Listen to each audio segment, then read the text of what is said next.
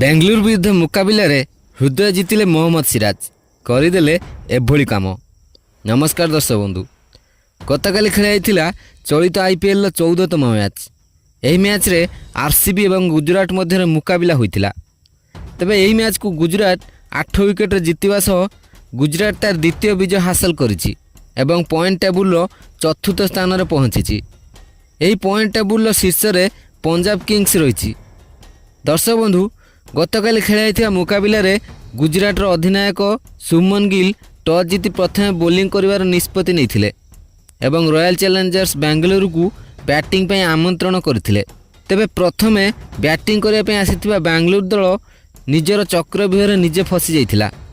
Bengaluru pitch को द्रुत bowling पे सुहाइबा भली करी निजे सेथिरे फसी जाइथिला। बेंगलुरु पूर्वतन खेलाड़ी मोहम्मद सिराज प्रथम ही बेंगलुरु कमर भांगी देथिले। से फील्ड सल्ट एवं देवदत्त पाडिक्कल को 16 पाविलियन फेराई देथिले। तेबे आरसीबी रो प्रथम विकेट अरशद खान नैथिया बेले परवर्ती 2 विकेट सिराज हातेइथिले एवं चतुर्थ विकेट को ईशान शर्मा हातेइथिले। आरसीबी 6 ओवर बेले को 42 रन मध्य 4 विकेट हराई संकट पड़ जाइथिला। पर जितेश शर्मा एवं लिविंगस्टोन दुहे मिसी आरसीबी रो पाली को आग को बढ़ाइथिले। दुहे पंचम विकेट पाई 38 बॉल 52 रन भागीदारी करथिले।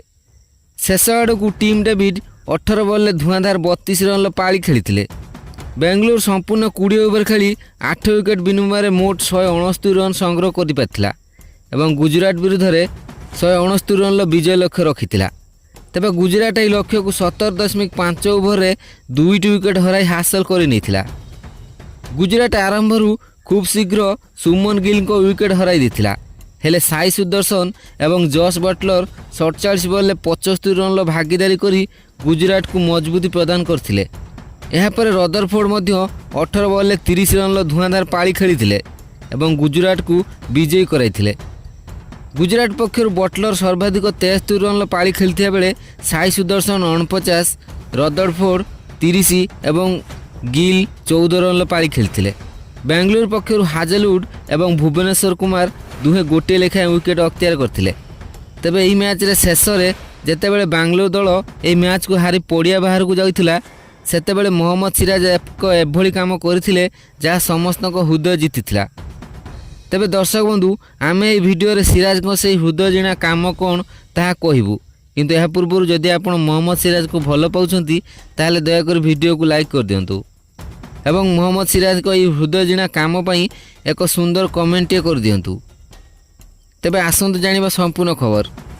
दर्शक बंधु, जेतेबेले मैच शेष होइतिला सबु खेलाड़ी बाहर को जाउथिले तो सेतेबेले विराट कोहली मध्य पड़ियारू बाहर को जिबा बेले कांदी कांदी पड़ियारू बाहर को जिबार देखिबा को मिलिथिला एवं यही कथा जेबे सिराज को नजर को आसीथिला तो से संगे संगे दौड़ी जाइथिले विराट कोहली को पाखकू एवं से दौड़ी जाई विराट कोहली को कुंढाई पकाइथिले एवं विराट को सांत्वना देवार देखिबा को मिलिथिला।